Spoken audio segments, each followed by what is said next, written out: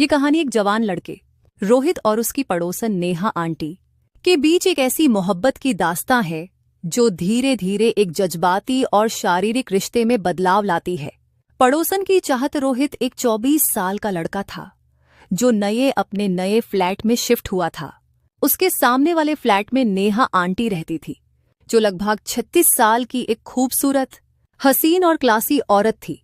उनका पतिदेव अक्सर शहर से बाहर रहता था और उनका अकेलापन उनके चेहरे पर साफ दिखता था। एक दिन रोहित अपनी बालकनी में खड़ा था जब उसकी नजर नेहा आंटी पर पड़ी।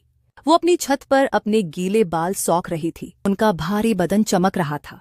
रोहित बस उन्हें देख रहा था। तभी नेहा आंटी की भी नजर उस पर पड़ी।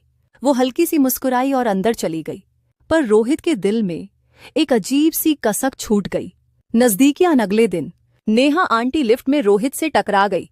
वो एक हल्की पारदर्शी नाइटी पहनती थी जिसमें से उनका हसीन बदन दिख रहा था।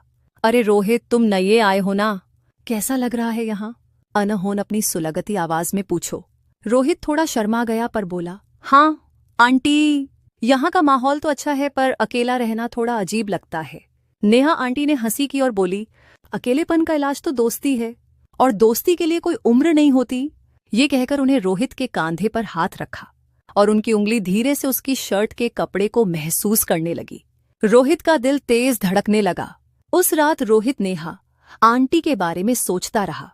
उनके होठों की नमी, उनकी मदहोश कर देने वाली मुस्कुराहट उसके होश उड़ाने लगी। पहला मिलने एक दिन नेहा आंटी ने उसे अपना घर बुलाया। बहाना था कि उनका एसी खराब हो गया है, पर जब रोहित पहुंचा तो उन्हें एक गहरी नेकलाइन वाला सैटिन का गाउन पहनना था। कमरे में सिर्फ एक काम धूप का बल्ब जल रहा था जो एक अजीब सी रोमांटिक फील दे रहा था। जरा ये रिमोट दे दो मुझे, रोहित अनहोने कहा। रोहित रिमोट देने आगे बढ़ा तो आंटी ने उसका हाथ पकड़ लिया और उसे अपनी तरफ खींच लिया। रोहित उनकी नरमी महसूस करने लगा। आंटी का बदन सुलग रहा था और उनकी सांसें तेज हो रही थी। मुझे काफी अकेलापन महसूस होता है, रोहित, अनहोनी उसके कान के पास आकर कहा। रोहित से अब कंट्रोल नहीं हो रहा था। उसने धीरे से अपना हाथ उनकी कमर पर रखा और उन्हें अपनी तरफ खींच लिया। आंटी ने अपनी आंखें बंद कर लीं और रोहित के होठों पर अपने होठों को रख दिया।